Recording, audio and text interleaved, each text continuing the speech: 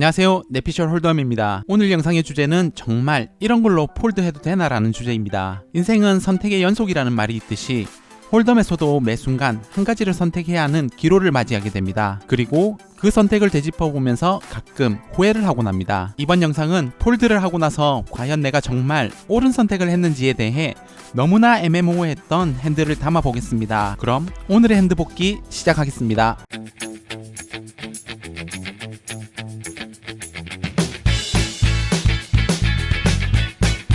오늘의 첫 번째 핸드는 언더더건에서 바켓 퀸을 받았습니다. 저는 먼저 2.5 빅 블라인드 오픈레이즈를 하고 컷 오프 콜, 그리고 스몰과 빅 블라인드에서도 콜을 하면서 4웨이 팟이 됩니다. 플랍에서는 하트 잭, 하트 4, 하트 에이스가 떨어지면서 매우 불편한 보드가 되었습니다. 스몰에서는 팟 사이즈 동크벳을 하고 스몰은 콜을 받는데 현재 에이스를 들고 있지는 않지만 세컨 플러시 드로우 핸들을 가지고 있는 상황에서 여러분은 어떤 선택을 하실 건가요? 저는 고민 끝에 핸들을 버리게 됩니다. 너 다음에 한 번 더 해.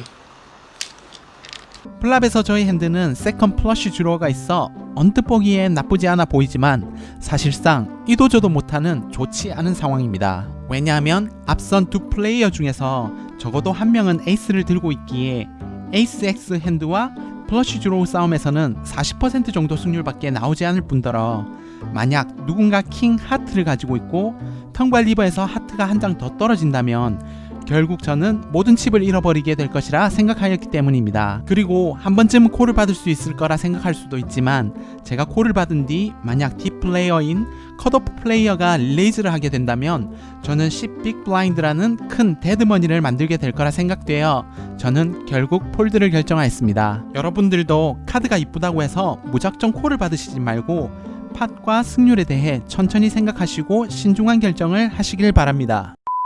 두 번째 핸드는 컷오프에서 에이스 퀸 옵스 핸드를 받았습니다. 앞선 MP에서 2.2 빅 블라인드 오픈레이즈를 하고 저는 4.5 빅 블라인드 약한 3벳을 합니다. 나머지는 모두 폴드, MP는 콜을 받으면서 헤즈업 상황이 됩니다. 플랍은 스페이드 10, 글로벌 에이스, 하트 9가 떨어지면서 저는 탑페어를 히트하게 됩니다. 상대는 팟의 40% 동크벳을 하고 저는 콜을 받습니다. 턴에서는 스페이드 9가 떨어지면서 보드 원페어가 만들어진 상황이 됩니다. 그리곤 상대는 또다시 팟의 40% 배팅을 하게 되는데 현재 탑페어와 괜찮은 키커를 가진 상황에서 여러분들은 여기서 어떤 선택을 하실 건가요? 저는 고민 끝에 폴드를 합니다. 18.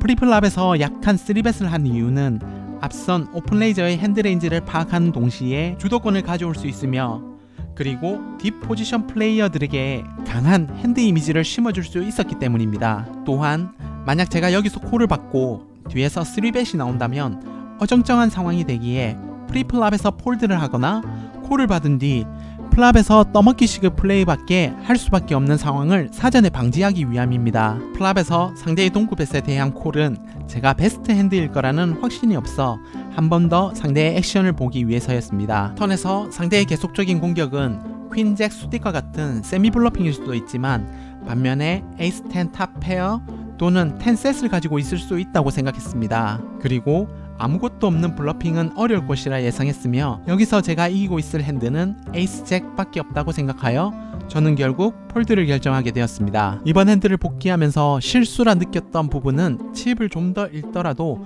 플랍에서 약한 레이즈를 했더라면 상황이 좀 더 명확해졌을 거라 생각되어 조금 아쉬웠던 팟이었습니다.